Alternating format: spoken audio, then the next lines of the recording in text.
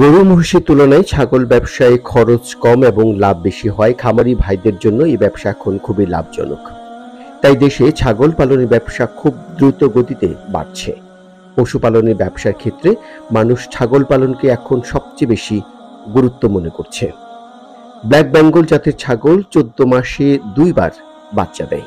প্রতিবারে কমপক্ষে 2টি, সর্বোচ্চ 5টি পর্যন্ত বাচ্চা দিতে পারে একবারে।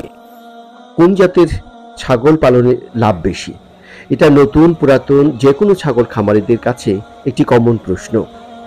আর তাই আপনি যদি ছাগল পালনের ব্যবসা শুরু করতে চান, তবে আপনাকে অবশ্যই আপনার খামারের জন্য সেরা জাতের ছাগল সংগ্রহ করতে হবে। এবার তাহলে আসা যাক কোন জাতের ছাগল পালনে আপনার লাভ বেশি হবে। বোয়ার্স মাংসের জন্য সেরা একটি জাত। এদের পুরুষরা 399 পাউন্ড পর্যন্ত হতে পারে। সুতরাং এই বড় আকারের কারণে তারা মাংস উৎপাদনের জন্য সবচেয়ে জনপ্রিয় জাতগুলোর মধ্যে একটি। কালাহারি সম্পর্কে সবচেয়ে আকর্ষণীয় বিষয় হচ্ছে এটির মাংস অন্যান্য জাতের তুলনায় নরম, আর এই ছাগলগুলো টেকসই হওয়ায় এসব ছাগলের প্রজনন খুব ভালো হয়। এগুলো এলাকার রোগ এবং পরজীবীগুলোর বিরুদ্ধে ভালো লড়াই করতে পারে।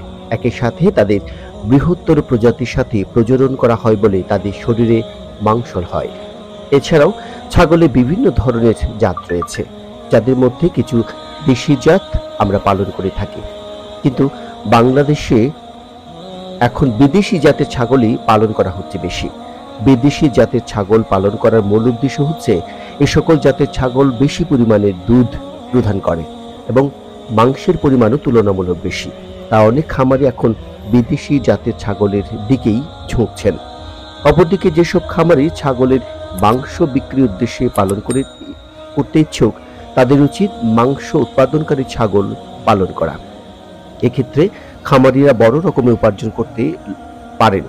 আসুন এবার জেনে নেই বাংলাদেশের সবচেয়ে জনপ্রিয় ছাগলগুলোর জাত কোনগুলো এবং তাদের বৈশিষ্ট্যগুলোই বা কি কি। রাম ছাগল আমাদের অতি পরিচিত একটি ছাগলের জাত। এই ছাগল অন্যান্য ছাগলের জাতের চেয়ে আকারে বেশ বড় হয়ে থাকে। রাম ছাগলকে অনেকে যমুনাপাড়ি ছাগল বলেও ডাকে।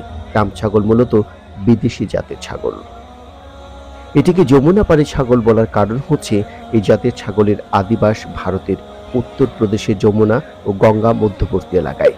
তবে রাম ছাগলকে পুরোপুরি বিদেশি জাতের ছাগলের জাত বলা যায় না।